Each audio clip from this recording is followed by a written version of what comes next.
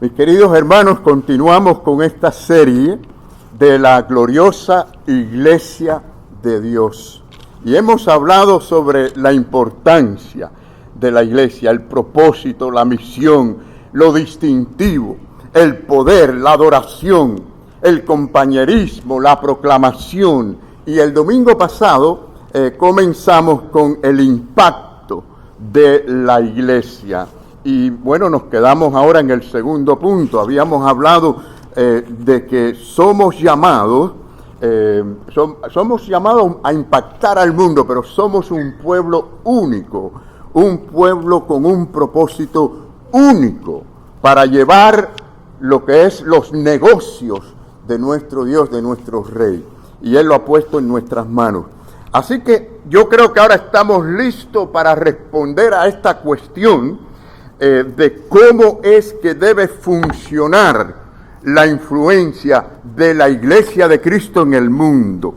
Y fíjense que una de las declaraciones, yo diría más concisa, pero a la misma vez completa, sobre este tema, las encontramos desde los labios del Señor Jesús en el Sermón del Monte, en Mateo capítulo 5.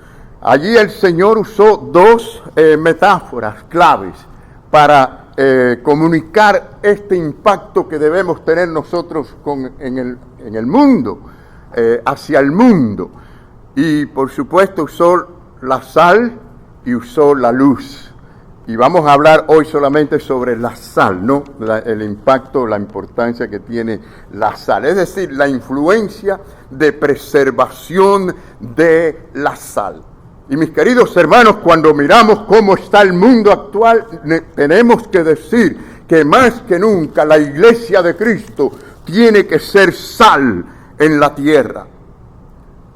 Al declararnos como sal, nos está diciendo indirectamente que hay corrupción, que hay decadencia, y por lo tanto es necesario que seamos la sal. No es una opción, es un llamamiento de Dios, es un mandamiento también a su pueblo, porque para eso el Señor tiene a su iglesia en este mundo, para que cumplamos la misión o para que continuemos con la misión de Cristo aquí en la tierra. Así que hermanos, fíjense, la sal era una cosa muy importante. Por miles de años se utilizó la sal para preservar. Por ejemplo, usted flota en un trozo de carne, flota la sal, flotándola sobre ella, pues usted ayuda a conservar, a conservar la carne de la descomposición. Es decir, que de una manera natural es un agente antibacteriano. Ahora, fíjense que los soldados romanos, en aquella época, ¿no?, en la época bíblica, recibían el pago laboral con sal. Es decir, le daban como un saco de sal. Era tan valioso que ellos podían, para ellos, tomar lo que necesitaran, pero a la misma vez podían negociar y comprar otras cosas por el valor tan grande que tenía la sal. Bueno, de ahí es que viene la palabra salario, ¿no? Tenemos, cuando decimos cuál es su salario, uno dice la cantidad en dólares, pero claro que, imagínense que nos dieran un saco de sal, este es su salario, esto no pega hoy día, pero nosotros sabemos que eso ha cambiado, ¿no? El significado ha cambiado para simplemente lo que es el pago laboral. Pero miren, hermanos, Jesús puso este ejemplo para que nosotros veamos que la iglesia tiene que actuar en este mundo con influencia. Esto es necesario. Es decir, la iglesia, miren, pongamos por ejemplo, ¿qué sucedería si la iglesia ahora mismo es llevada por el Señor? Se va la iglesia, se va el Espíritu Santo y queda el resto del mundo aquí. Esto se convierte en un infierno. Se convierte en un absoluto infierno. Es decir, yo creo que el mundo no sabe apreciar, ni va a apreciar nunca el mundo, la iglesia debe apreciar el significado de la iglesia de Cristo aquí en el mundo. Es el medio por el cual Dios preserva, de lo contrario ya el mundo estuviera ya en un nivel que Cristo hubiera tenido que venir. Es decir, además de que preservamos, también damos la oportunidad para que la gente se salve con el Evangelio de Jesucristo de salvación. Así que miren qué importante es esta obra que tenemos por delante. Pero hermanos, miren, en un mundo lleno de oscuridad, de pecado, de maldad, de tanta depravación que estamos viendo, porque usted nada más tiene que mirar alrededor, poner la televisión. No hay películas que se puedan ver hoy que no le inyecten a la gente la depravación sexual, el homosexualismo. Es más, los otros días me cogió de sorpresa un anuncio. Ustedes saben que los anuncios son de 5 segundos, no les da tiempo a usted ni reaccionar. Y ahí pusieron a 2 hombres juntos besándose. Y yo digo, pero ¿cómo es posible? ¿Hasta dónde hemos llegado? Bueno, lamentablemente estamos viendo en estos tiempos que la mentalidad de muchos cristianos es solamente mirar hacia adentro, hacia la iglesia. Hay cosas buenas en esto, porque aquí miramos la bendición de Dios y damos testimonio, alabamos a Dios, cantamos, predicamos, escuchamos la palabra, crecemos. Todo esto hacemos juntos acá. Pero sí, hermanos, también el mirar adentro tiene sus peligros, porque entonces nos enfocamos en mirar solamente lo que nosotros hacemos o lo que dejamos de hacer, miramos la falta de uno, las faltas de otro. El punto que estoy diciendo es que tenemos que ser una iglesia que sepa mirar hacia afuera, hacia el mundo que tiene necesidad, y nosotros somos llamados a impactar a ese mundo. Se pierde entonces el concepto de quiénes somos y para qué estamos aquí, ¿no? Y si una cosa quiere Satanás, mis queridos hermanos, es que los cristianos piensen que el problema de ellos está acá adentro. Sí, él va a tratar de que veamos faltas, que veamos problemas y no nos demos cuenta de que la verdadera guerra no es contra carne y sangre, ¿no? No dice la palabra que no tenemos lucha contra carne y sangre.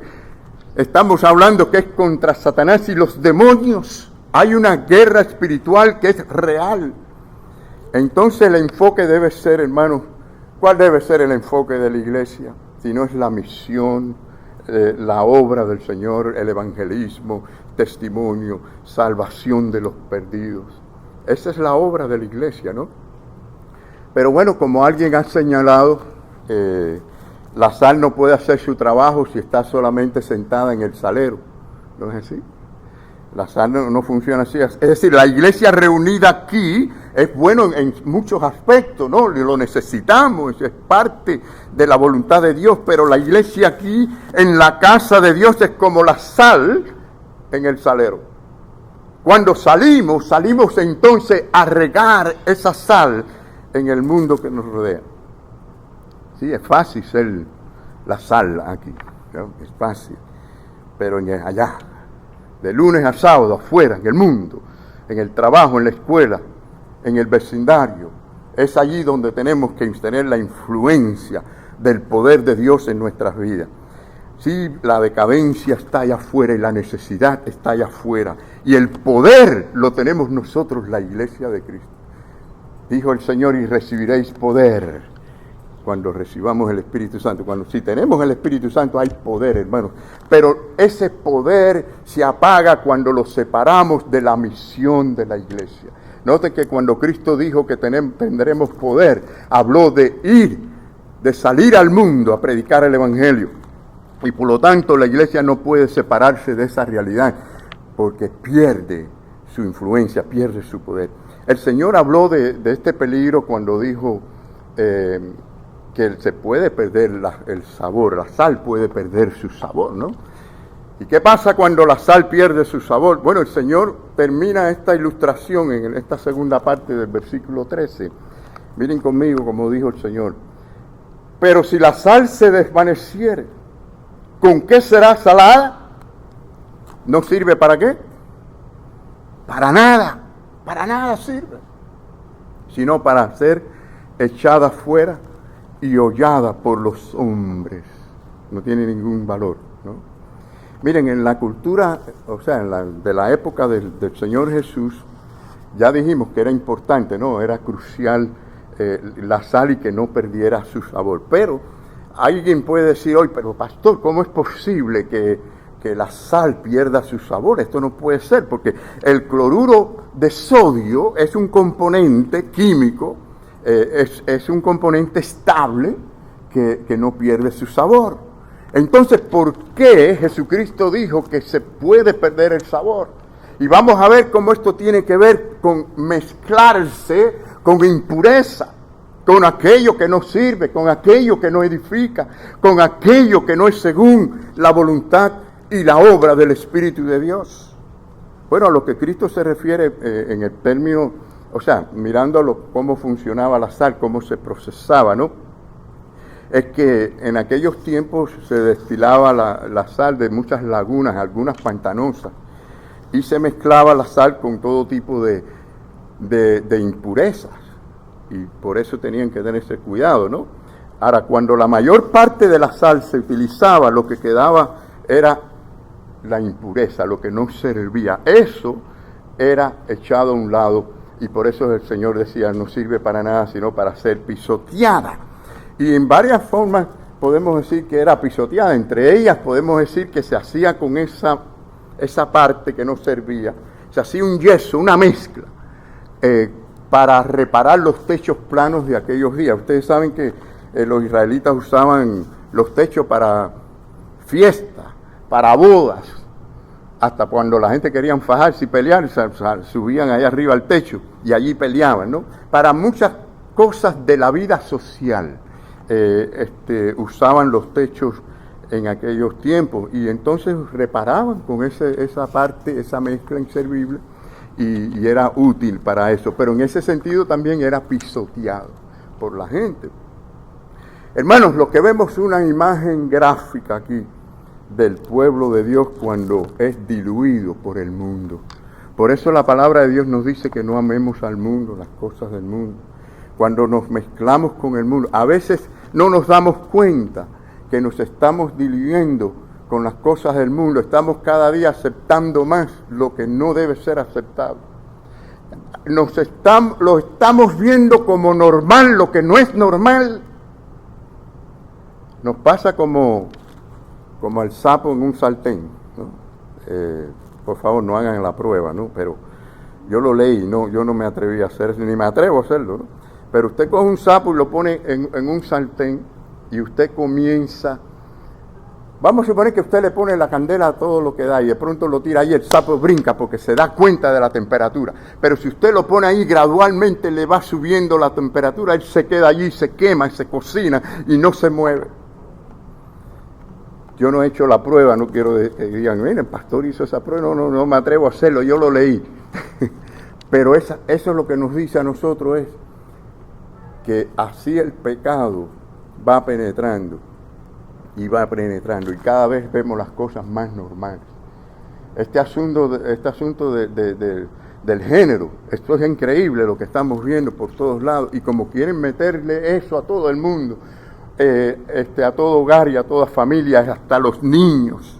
Es algo tremendo, terrible, hermanos, que estamos viendo en estos tiempos, y con razón la iglesia no puede estar dormida. La iglesia tiene que pensar en estas enseñanzas del Señor. Nos llama a ser la sal, y tenemos que preguntarnos, ¿estoy siendo yo sal donde estoy, donde el Señor me ha puesto? Bueno, la Biblia ofrece un ejemplo con dos partes, un ejemplo muy poderoso de lo que la gente, el pueblo de Dios, la gente justa pueden hacer para detener la depravación o la destrucción de una sociedad, y a la misma vez un ejemplo trágico de lo que sucede cuando las personas dejan de ser sal. Y este ejemplo lo tenemos en la historia de Abraham y de Lot. Claro que no vamos a leer toda esa historia ahora, pero está allí en Génesis 18 y Génesis 19. Abraham estaba negociando con Dios sobre estas malvadas ciudades, Sodoma y Gomorra. Dios iba a destruir, y destruyó, como ustedes saben, pero estaba hablando con él de que las iba a destruir a causa del pecado. Por cierto, estas ciudades están situadas en lo que hoy en día se conoce como el el Mar Muerto. Y se llama Mar Muerto porque allí no hay ningún pez que pueda vivir. Allí no vive ningún pez. No es así tanto acá en Estados Unidos, en el estado de Utah, que está Salt Lake City, el lago famoso de Salt Lake, que es un lago de sal. Es increíble, no tiene conexión con el mar, con ningún otro río, es un lago y produce tanta sal que si usted busca solamente hay 3 especies de peces que sobreviven en ese lago. Algo tremendo, pero en este caso ninguno, en el Mar Muerto no existe, es más, se ven pastillas de sal flotando sobre las aguas, sobre la superficie. Dicen los arqueólogos y gente que han estudiado esto que debajo de ese mar están allí las ruinas de Sodoma y Gomorra, y lo sabemos por la Biblia, por la historia bíblica, hermanos. Y es interesante esto, dado a la conexión que hay entre la sal y la historia de Sodoma. Es decir, fíjense que la sal, que puede preservar, en mucha concentración puede quemar. Y Dios envió allí una cantidad de sal con una concentración divina que quemó y destruyó aquel pueblo corrupto, malvado, rebelde. Sí, vemos en Génesis 18 comienza con una visita de parte de Dios con 2 ángeles. Fueron 2 ángeles de parte de Dios con forma de hombres a negociar con Abraham acerca de Sodoma y Gomorra. Y bueno, hablando de esto, estaban mirando hacia el lugar que iba a ser destruido. Ahora, Dios le revela a Abraham su intención y le da el tiempo, la oportunidad de negociar, de que no fuese destruido si hubiesen suficiente gente justa, gentes de fe. Y claro, esto también nos ayuda a entender una cosa, que cuando intervenimos, Dios se manifiesta como lo hizo con la familia de Lot.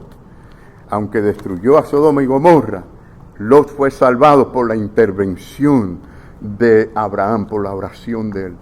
Esto nos dice a nosotros que tenemos que orar por la pequeña Habana, por este pueblo que está corrupto. Miren, hermanos, si hay un lugar donde hay tanta idolatría, es aquí mismo.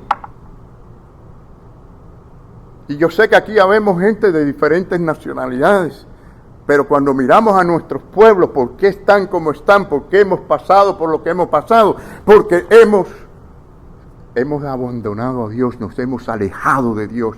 Por ejemplo, puedo hablar de Cuba. Cuba se convirtió en una isla llena de espiritismo y de idolatría.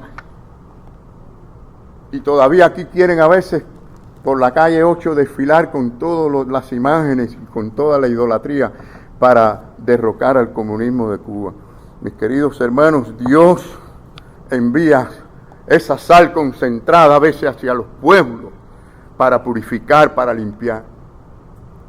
Y bueno, tenemos que decir que por un lado Abraham estaba negociando, intercediendo con Dios, pero por el otro lado vemos el caso de Lot.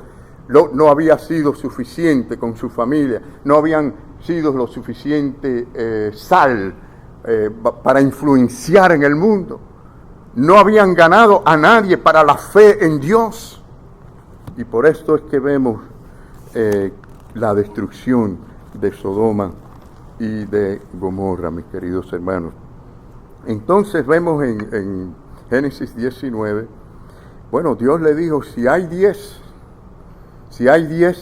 justos, y la palabra de Dios cuando habla de justos, habla de aquellos que son de fe en Dios, porque somos justificados solamente por la fe. Nadie es justo por ser bueno, ¿verdad?